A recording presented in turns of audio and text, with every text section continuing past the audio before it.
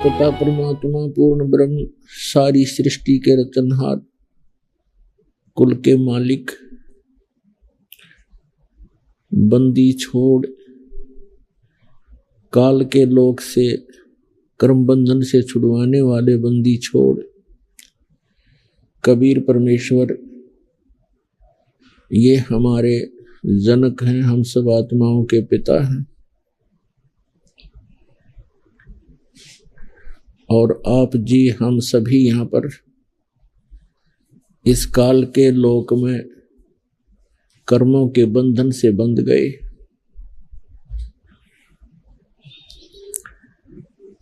हम अपनी भूल के कारण, गलती के कारण यहाँ फंस गए। यहाँ हम बहुत कष्ट उठा रहे हैं।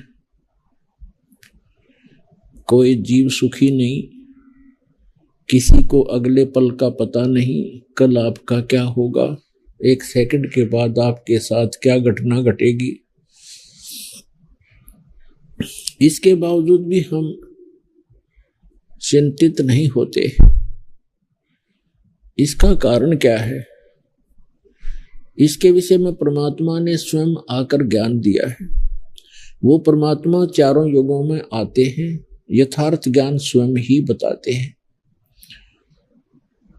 और कहते हैं कि कबीर ये माया अटपटी सब घट आन अड़ी, और किस किस को समझाऊं या कुएं भांग पड़ी। अपनात्मा विचार करने की बात है कि हम प्रतिदिन देखते हैं कहीं फ्लड आ जाता है, सैकड़ों की संख्या में मानव मर जाते हैं,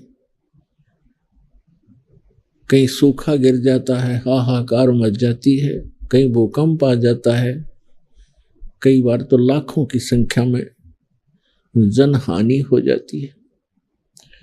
और शेष बचे हुए कभी चिंता नहीं करते कि जहां आप बैठे हो क्या ये स्थान वैसा ही नहीं है जो जहां पर ये घटनाएं घट गई। तो आप जी को यानी हम सबको ये चिंता क्यों नहीं बनती? क्योंकि हमारे ऊपर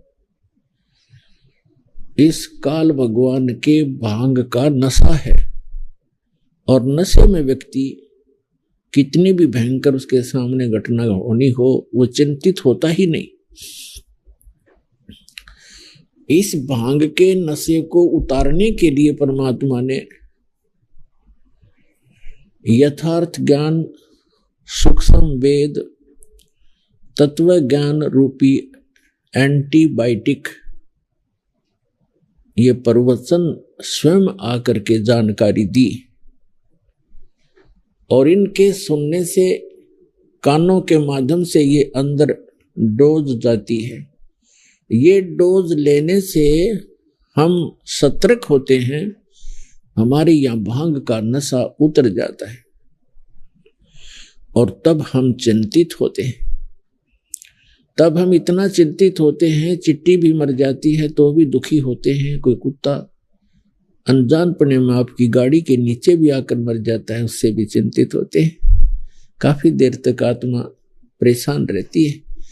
अब देखिए बेचारा चला गया, और एक दिन हमने भी ऐसे ही चला जाना है। ये बातें हमें फिर रह रह कर याद रहने लग जाती हैं।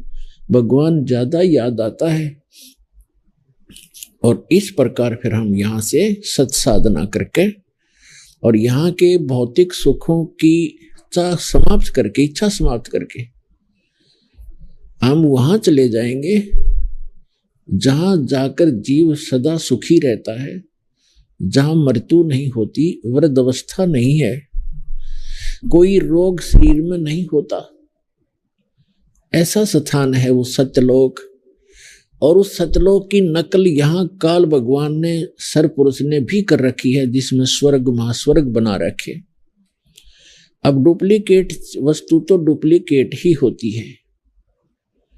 इतना अंतर समझो जैसे एक बूरा कोट रखी हो, बूरा चीनी से बूरा बना रखी हो, एक थैली में बूरा रखी हो या कटोरे में, और दूसरे कटोरे में नमक रखा हो। अब दोनों देखने में एक जैसे हैं, लेकिन उनके टेस्ट में बहुत अंतर है। तो सतलोक तो समझो बुरा है, और यहाँ के जो काल ने बनाए हुए स्वर्ग, महास्वर्ग, ब्रह्मलोक आदि जितने भी स्थान हैं, ये नमक है। और नमक की बोरी के अंदर, नमक के थैले में कोई चींटी चढ़ जाती है या कीड़ा होता है, वो उस नमक के टेस्ट से ही परिचित होता है, उसी के स्वाद से परिचित है। और उसको कोई ये कहता है कि ये बुरा है तो बुरा ही मान लेता है, क्योंकि जहां भी वो जाता है उसको वही टेस्ट मिलता है। और जो बूरा के कटोरे में, बूरा के थैले में, चीनी के थैले में जो होगा, उसको पता चलेगा फिर टेस्ट क्या है। क्योंकि डुप्लीकेट और ओरिजिनल जो लोक, सतलोक और ये स्वर्ग लोक हैं, ये मिलते जुलते हैं। यहां भी चार मुक्तियां हैं, ये नासवान है,